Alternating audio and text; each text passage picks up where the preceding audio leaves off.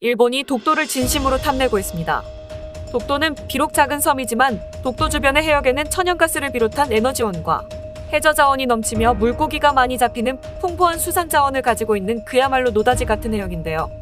일본의 입장에서는 풍부한 자원이 있는 독도를 너무나도 갖고 싶기 때문에 말도 안 되는 역사 날조를 비롯하여 과거부터 자기네 땅이었다는 억지를 부리며 호시탐탐 독도를 노리고 있습니다.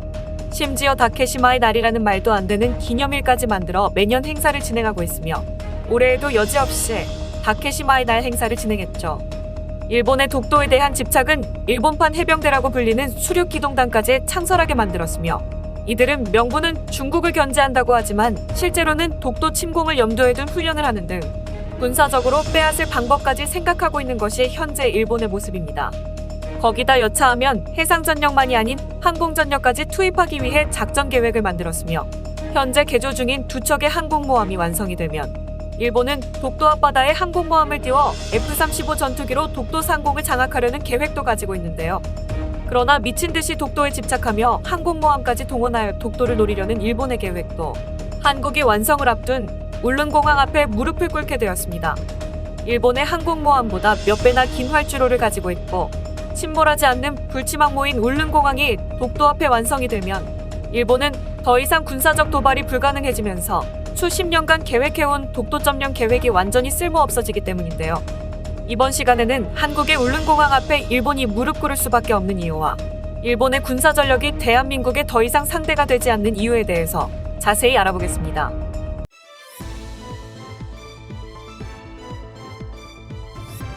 Global News Korea. 최근 일본은 아베의 사망 이후 평화헌법 개헌을 시도하며 과거보다 더 우경화로 치닫기 시작했습니다. 과거의 군국주의 시대를 그리워하며 과거 일본 제국의 망령에 사로잡힌 현재 일본의 정치인들은 자위대를 보통 군대화시키며 다른 나라에 침략을 할 수 있는 군대로 만들기 위해 법 개정을 할 정도로 군국주의에 집착을 하고 있는 것이죠. 최근에 일본은 경제적 성장 동력을 잃고 점점 삼류 국가가 되고 있는 중입니다.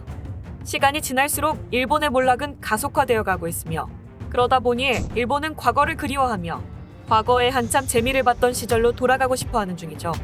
제국주의 시절의 일본은 청일전쟁과 러일전쟁으로 조선을 강제로 병합하고 만주까지 괴뢰국으로 만들며 아시아 권역을 휩쓸며 힘으로 원하는 건 빼앗고 식민지를 착취하여 단물을 빼먹었습니다. 그 시절의 일본은 확실히 당시 기준으로는 연합군에게 패배하기 전까지는 잘 나가는 듯 했습니다. 지금 일본의 정치인들은 과거에 그런 잘 나가던 시절을 그리워하며 보통 국가화되어 전쟁을 할 수 있는 나라가 되길 희망하고 있습니다.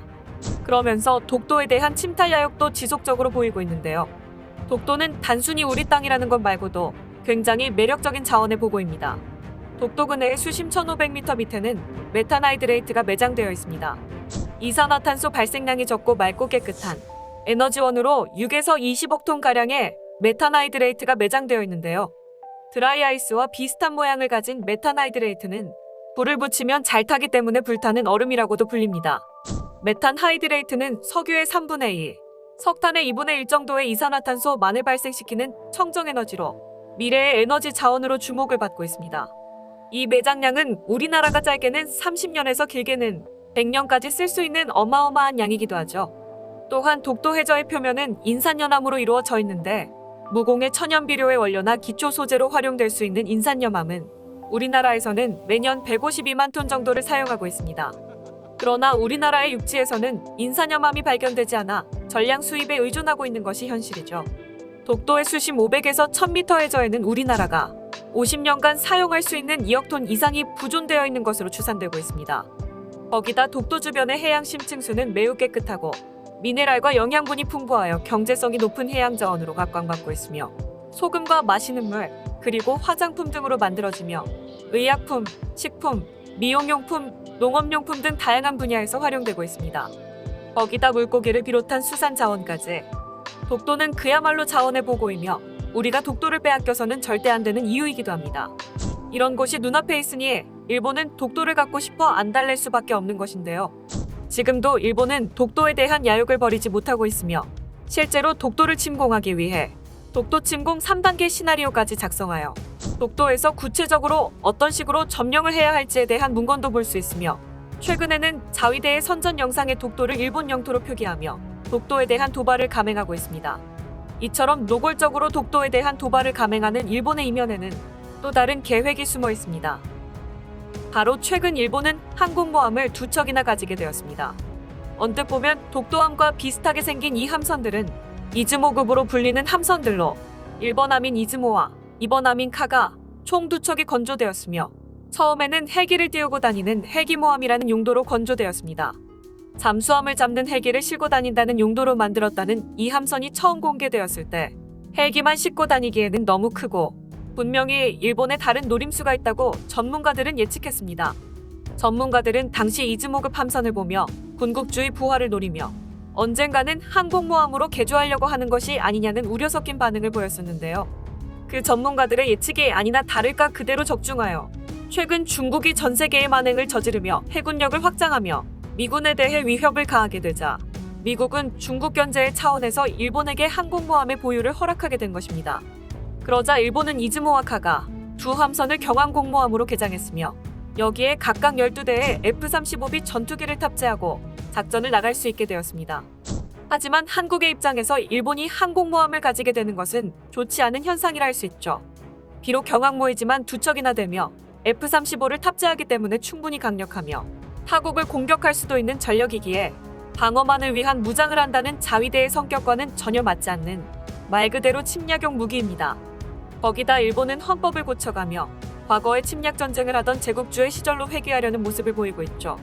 심지어 이즈모급의 2번 함인 카가는 2차 세계대전 당시에 진주만을 기습하며 침략 전쟁에 선봉에 섰던 항공모함 카가의 이름을 그대로 계승했기 때문에 항공모함을 건조한 그 의도가 더더욱 문제가 되고 있습니다. 특히 독도의 항공모함이 더욱더 위협이 되는 것은 독도는 작은 섬이고 분쟁지가 아닌 우리 영토이기 때문에 독도의 수비는 소수의 경찰들이 맡고 있습니다. 이런 상황에 마음먹고 독도를 점령하기 위해 해군과 공군을 보낸다면 독도 수비대만으로는 막을 방법이 없습니다. 독도를 방어하기 위해서는 우리도 독도 수비대만이 아닌 우리의 해군과 공군의 전력도 필요하며 독도 주변의 해상과 공중에서의 싸움이 독도를 차지하는 전투의 주요 무대가 됩니다. 이런 상황에서는 가까운 거리에서 바로 전투기를 띄울 수 있는 항공모함의 기습은 무척 위협적입니다. 특히 일본은 과거 진주만에서 그랬듯이 아무 예고도 없이 갑자기 뒤통수를 치는 비겁한 기습이 특기이기도 하기 때문입니다. 일본의 항모는 경항모이기에 전투기 탑재량은 많지 않지만 2척이나 되고 5세대 스텔스 전투기인 F-35B를 운용하기 때문에 스텔스기에 대한 대응 전력이 없는 나라에게는 큰 위협이 될 수 있습니다. 하지만 다행히도 우리도 F-35를 보유하고 있고 항공모함도 보유하게 될 예정입니다. 그렇지만 이런 상황에 우리가 대비하기 위해 우리가 보유하게 될 항공모함은 아직 본격적인 개발에 들어가지 않아 개발이 완료되고 실제로 취역하려면 2030년은 넘어갈 것으로 예측되고 있어 당장 일본이 독도를 기습할 경우 본토에서 출발하여 전투를 할 수밖에 없습니다. 하지만 일본의 기습을 받은 시점에서 먼 거리에서 독도에 지원을 나갈 때에는 독도 수비 병력이 큰 피해를 입은 상태이고 우리 전투기가 공중급유기에 힘을 빌린다고 하더라도 각종 무장을 탑재하고 연료까지 탑재하여 독도까지 가서 전투를 하기에는 추가적인 지원 부대나 탑재 무장의 보급 등 작전 시에 여러 가지 제한이 따르게 되는 것이죠. 일본의 경우는 항모에 힘을 빌려 가까운 거리에서 보급과 지원을 받으며 작전을 할 수 있기 때문에 원거리에서 독도를 방어하러 가는 우리 공군기가 더 멀리 가서 싸워야 하는 불리한 핸디캡을 갖게 됩니다. 이런 점 때문에 일본은 항공모함을 간절히 원했고 이렇게 타국의 영토를 노리는 생각만으로 머릿속이 꽉 찬 일본이 항공모함을 가지게 된다는 것은 강도에게 무기를 쥐어준 것과 같은 상황이 된 것입니다. 하지만 대한민국은 바보가 아니기 때문에 독도를 지키기 위한 최고의 방법을 생각해냈습니다. 그것이 바로 울릉공항입니다.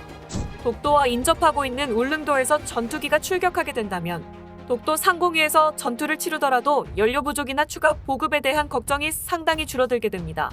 거기다 강력한 공격을 받으면 침몰하는 항공모함과는 달리 울릉도는 섬이기 때문에 절대 침몰하지 않는 말 그대로 불치망모이기도 하죠. 거기다 일본의 경항모는 짧은 이륙거리 때문에 수직이 착륙 기능을 넣어 전투 능력이 떨어지는 F-35B형을 사용하지만 울릉공항에서는 F-35A형이 그대로 출격할 수 있습니다.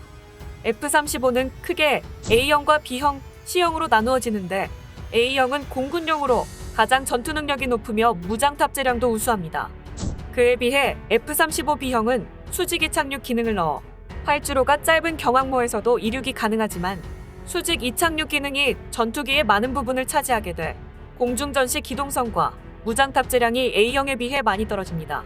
실질적으로 전투 능력은 B형이 A형에 비해 많이 떨어집니다. 또한 한국이 개발한 최신형 전투기 KF-21과 한국형 스텔스 무인 전투기도 출격이 가능해지게 되어 일본에게는 더더욱 불리한 상황이 펼쳐지게 되었습니다. 이 때문에 일본은 항공모함을 가지게 돼서 들뜨게 되었지만 정작 울릉공항이 들어서자 도저히 이길 수 없다고 판단하여 좌절 중에 있습니다.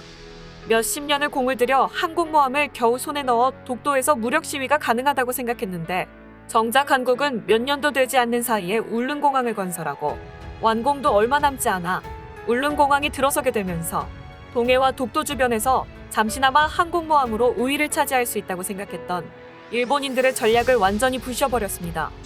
거기다 산지가 많은 울릉도의 특성상 활주로를 공격하기도 어려워 완전한 천연의 방어막을 가지고 있는 울릉도의 지형은 적의 공격에도 안심할 수 있습니다. 일본은 독도를 무력으로 점령하거나 독도 앞에서 무력 시위조차 할 수 없게 된 것이죠. 괜히 어설프게 항모를 내밀었다가는 한국군의 전투기에 순식간에 침몰될 수 있기 때문입니다. 바로 옆 나라인 일본이 한국의 칼을 갈고 벼르고 있는 이때에 울릉공항의 건설은 정말로 신의 한 수였고 덕분에 일본은 두 번 다시 독도 도발을 할 수 없게 되어 일본의 수십 년간의 노력이 물거품이 되어 일본을 좌절시키고 있습니다. 하지만 앞으로도 우리 영토인 독도와 우리 해역을 두 번 다시 일본이 도발을 할 수 없도록 한국군의 국방력 강화는 계속 이뤄져야 할 것입니다. 오늘 준비한 소식은 여기까지입니다. 끝까지 시청해주셔서 감사합니다. 영상이 마음에 드셨다면 구독과 좋아요를 눌러 응원 부탁드리겠습니다.